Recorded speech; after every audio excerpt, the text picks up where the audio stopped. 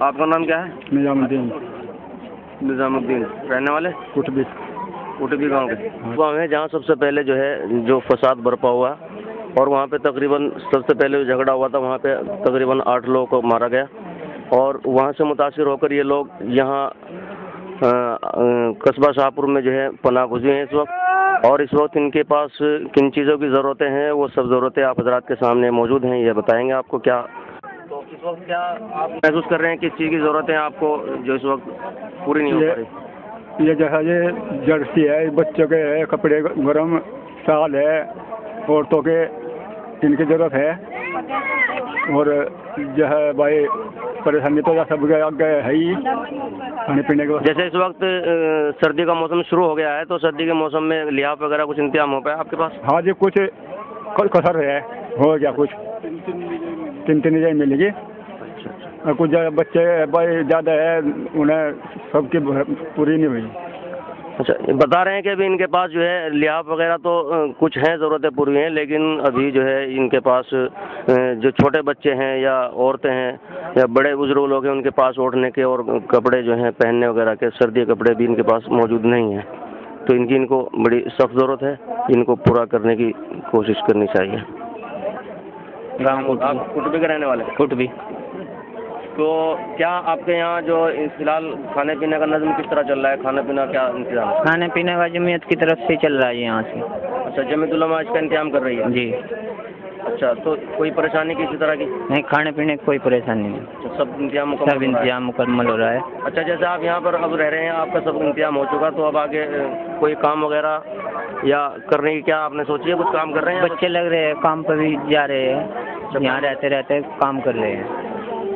ये बहुत अच्छी बात है कि ये लोग अब यहाँ पर आने के बाद में इनको राहत मिली है, तो राहत मिलने के बाद में ये अपने काम वगैरह पर भी खड़े हो गए हैं और अपनी ज़रूरतें पूरी कर रहे हैं। लेकिन क्योंकि मकानात का मसला है, इनके रहने सहने का मसला है, जो बहुत सारी ज़रूरतें अपने घरों को, मकानों को और अपने कारोबार को छोड़ कर आए थे, तो उसकी वजह से इतने मुतासिर हैं कि अभी अपने पैरों पर खड़े होकर वो अपना काम को अंजाम नहीं दे पा रहे हैं। तो इसलिए इनके लिए ज़रूरी है कि इनका सभी तरह से ज़रूरत है। इनकी सबसे मैं इस वक्त जो ज़रूरत चल रही है वो बता रहे हैं कि गैस सिलेंडर की बहुत सख्त इनको ज़रूरत है, तो गैस सिलेंडर का भी हम चाहते हैं कि इसमें जो है इंतज़ाम किया जाए। यहाँ पर मौजूद हैं और बहुत सारी कोशिशें भी चल रही हैं। बहुत सारे लोग कह भी रहे हैं कि जो लोग यहाँ पर मौजूद हैं कि वो गांव अपने वापस जाना चाहते हैं कि नहीं जाना चाहते हैं? नहीं जी, कोई नहीं जाना चाहता जी गांव वापस। तो ऐसे क्या वजह है इसकी कि आप गांव में क्यों नहीं जाना चाह रहे? गांव में जाने की वजह तो यह है जी, बेकसूर को मारा गया वहाँ से। अच्छा, अब तो मारा गया, जो बच गए उनको हो सकता है आगे से सब कोई मार दे। अच्छा, वो तो बड़ी मुद्दतों से, सालों से, सदियों से वहाँ से खानदानी एतबार से रहते चले आ रहे हैं, मोहब्बत और प्यार से रहे हमेशा। तो आखिर इतनी जल्दी उनके साथ, उनके दिलों में इतना गुबार और इतनी आपकी तरफ से सब ये क्यों ऐसा हुआ और कैसे कत्लेआम किया गया? तो आप इसके बारे में कुछ क्या बताना चाहते हैं कि क्यों ऐसा किया उन्होंने? उनकी तो योजना थी जितने मुसलमान हैं सबको काट दो, उनकी योजना ये थी। अच्छा। कोई कसूरवार तो थे ही नहीं, कसूर किसने किया वहाँ से? किसी ने कोई कसूर नहीं। तो मान लो कोई पुरानी दुश्मनी आपकी, या मान लो जैसे आपके साथ में उन्होंने जो ये हमला किया और आपके साथ मारकाट और मारधाड़ किया, तो आपने क्यों उनके ऊपर कोई इस तरह का क्यों हमला नहीं कर पाया आप, या उनके साथ में क्यों इस तरह का अपना बदला नहीं लेना चाहा आपने? जी नहीं, आदमी के साथ कोई दुश्मनी थी, उनको तो कौम से दुश्मनी है। अच्छा, इनका भाई महमूद का कहना यह है कि वहाँ किसी से कोई दुश्मनी या किसी को लड़ाई झगड़ा पहले से किसी तरह कोई नहीं था। इनका कहना यह है कि सिर्फ उनको मुस्लिम कौम से दुश्मनी थी, वो मुस्लिम कौम को बिल्कुल वहाँ से जड़ से मिटाना चाहते थे। वो उनका इरादा था कि वो सब मुकम्मल गांव से जितने मुस्लिम समाज के लोग यहाँ रहते हैं इनको सबको ख़त्म कर दिया है, इनका मंसूबा था।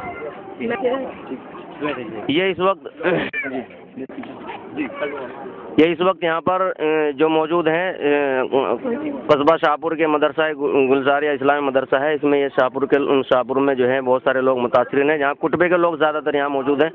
उन्हीं में से एक लेडीज़ जो आपके सामने मौजूद है वो आपसे रूबरू हैं। तो क्या वहाँ से मुतासिर होकर आए तो आप वहाँ वापस जाना चाहेंगे? नहीं हाँ जी नहीं, वहाँ से दिलों में इतनी घबराहट है, जब गंडा से लियो फिर देते चौकीदार को मार काट लोग बाग रातों भागे जी। वहाँ से कोई नहर में को आया, कोई इखो में को आया, इस कदर से वहाँ से मार काट देखते हुए वहाँ से तो ऐसे हालात गुजर रहे कि अब भी कोई चला जाए तो उसे जब भी मार देंगे। और दूसरी बात यह है जी कि वे लोग नु कहते थे कि इन्हें मुसलमानों को मार दो, इनके जो हमारे बच्चे इनके बच्चों के गुलाम बनेंगे, इन पर राज आ जाएगा, इसलिए इन्हें पहले ही निपटा लो। ये मशवरा थी उनकी। 5-7 दिन पहले से गंडा से लियो फिर देते घरों में ऐसे लुके जी, बहुत ही ज़बरदस्त कर करके वे काट के गिर रहे थे। घरों में आग लगा रखी। उस टाइम पे मैं वहीं सी थी जब ये हादसा हुआ। लैंटर पटक रहे थे, मस्जिद शहीद करी, मदरसा शहीद करा जी, सब कुछ लूट लिया। जो मेरी बेटी की शादी थी, मैंने सामान कर रखा था, 15 दिन बाद शादी थी, वो भी सब कुछ मारा गई, लूट लिया। और जब मारने को चले तो हम इधर उधर भटक के हम सब भाग गए जी। ज़बरदस्ती हमने अपनी जान बचाई, कोई बच्चे कहीं से और कोई कहीं से। इस कदर से हमारा परिवार अब तक के नहीं पूरा मिल पा रहा। ऐसा हुआ जी हमारे साथ वहाँ का हादसा। तो परिवार में से कितने लोग हैं जो वहाँ से गायब हैं, जो आपको अब तक नहीं मिल पाए? ऐसा है भी तो कोई जिसका पता नहीं लग पाया? नहीं, इस तरह की बात वहाँ से एक आदमी गायब है जी, बस कयूम। अच्छा, तो ये सारे हादसे जो हुए हैं, क्या आपके उस वक्त इतनी हिम्मत नहीं कर पाए आपके उनके साथ मुकाबला करते? हाँ जी, वहाँ से 2 घर तो कहीं थे मुसलमानों के, 2 घर कहीं थे। इसका ऐसे हालात थे मुसलमानों के कि वे मुकाबला कर नहीं पाए, कि सब वहाँ से जाट ही जाट थे। 2 घर कहीं से थे मुसलमानों के, 2 घर कहीं से थे, इस वजह से वे कुछ कर नहीं पाए। अच्छा, ये तो आपने बताया कि हम वहाँ इस गांव में नहीं जाना चाहते, तो क्या वहाँ के जो वे जाट लोग हैं, हिंदू जाट हैं, वो आपको ले जाने की तो कोशिश कर रहे होंगे आपके पास? आज तरह कोई आदमी कोशिश नहीं कर रहा हमारी ले जाने की भी, प्रधान ने मना कर दी। नहीं, जैसा कि वहाँ पे भी एक पंचायत हुई थी, बहुत बड़ी पंचायत थी, उसमें कुछ लोग यहाँ से मौजूद थे, एक हाफिज साहब हैं आपके गाँव के, वो भी उसमें मौजूद थे, और हमारे कुछ आदमी वहाँ पर गए थे, तो वो कह रहे थे कि वहाँ लाने की कोशिश चल रही। तो उसके बाद क्या हुआ? उस टाइम पे ऐसा था जी, बच्चों को जब हमने सामान भर लिया वहाँ से, जो कुछ टूटा फुट्टा बच रहा था, संदूकों के कब्जे नहीं पाए, लड़कियों की चीज वगैरह कुछ नहीं पाए, तो उस हाफिज को जबरदस्ती में पकड़ कर ले गए थे। कह लगे चल वहाँ पंचायत में चल, तो उसने कहा कि हंस के भी दिखा। उन लोगों ने कहा कि हंस के भी दिखा, गले मिल के दिखा कि हम तेरा फोटो लेंगे। और जब हमारे पे बात आई कि तुम भी चलो वहाँ से, डीएम आ रहा, हमने कहा हम अपनी कमेटी के बगैर कुछ यहाँ से जवाब सवाब कुछ नहीं करेंगे। तो हमने तो कुछ नहीं जवाब सवाब किया, उस हाफिज को पकड़ लिया था, उसने ये काम करा जी बस। अब इससे मालूम ही हुआ, सब कुछ देखने के बाद में लोगों से मालूम हुआ इनके असरात जो आए हैं अंदर से। ये लग रहा है कि ये कोई भी आदमी जो अफवाहें हैं, ये बहुत सारी बातें सुनने को मिल रही हैं कि लोग वहाँ जाने को अपने मकानों पर तैयार हैं, और वहाँ के लोग भी उनको बुलाने के तैयार हैं। तो इससे पता चल रहा है, रूबरू हैं हमारे सब लोग, ये कह रहे हैं कि हम बिल्कुल भी किसी कीमत पर अपने जो हमारी जमीयत उलमा हमारी एक बड़ी तंजीम है, उसके बगैर मशरूक़ कोई कदम नहीं उठाएंगे। और हम खुद भी नहीं चाहते कि वहाँ हम गाँव में जाकर इस वक्त बसें, इसलिए कि वो हमारे दुश्मन है, और यहाँ तक कि वो हमारे दुश्मन नहीं बल्कि वो पूरे मुस्लिम कौम के दुश्मन हैं। ये लोग बता रहे हैं कि हम वहाँ किसी कीमत पर जाने को तैयार नहीं हैं।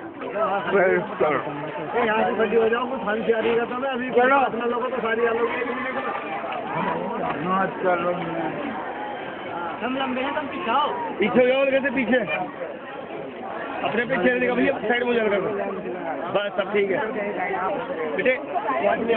चलो बेटा, पहुँचोगे आप भी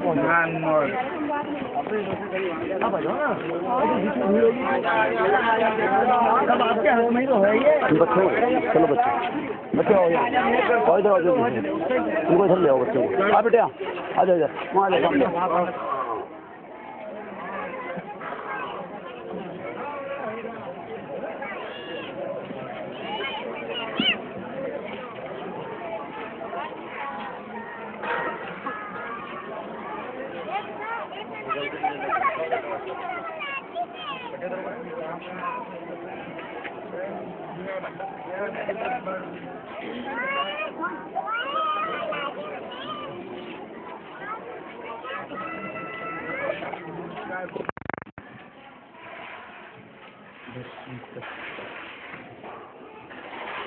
बिस्मिल्लाहिर्रहमानिर्रहीम।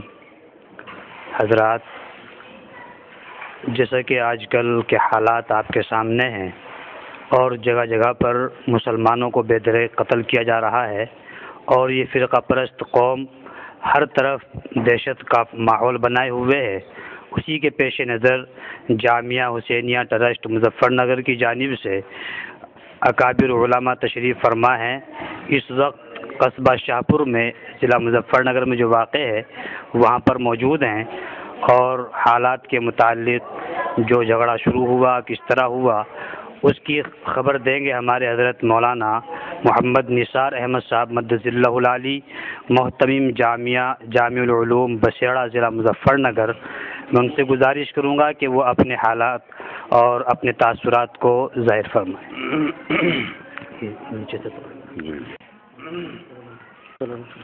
बिस्मिल्लाहिर्रहमानिर्रहीम नहमदुहु व नुसल्ली अला रसूलिहिल करीम। तमाम हज़रात उलमाए किराम, अज़ीज़ नौजवानों, दरअसल ये तमाम जितने मसाइल आज उलझे हुए हैं ये बहुत थोड़ी सी इंसान की नासमझी और बिल्कुल ही समझ लीजिए कि ऐसी नागुज़ीर बातें, इस तरह की छोटी छोटी नासमझियों की वजह से, अभी कल ही की बात है, 2/11/2014 यानी कौन से दिन बैठे हैं, 2/11/2013 जानसठ के करीब तालडा गांव की बिल्कुल मोड़ की बात है।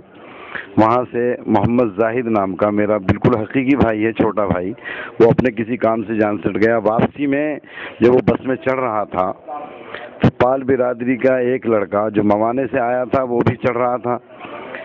उसको ज़रा सा एक हटाने के लिए कहा तो हटने पर उनमें आपस में जो है मतलब उस लड़के ने, पाल बिरादरी का जो लड़का था, उसने उल्टा सीधा उसके साथ में हाथापाई की।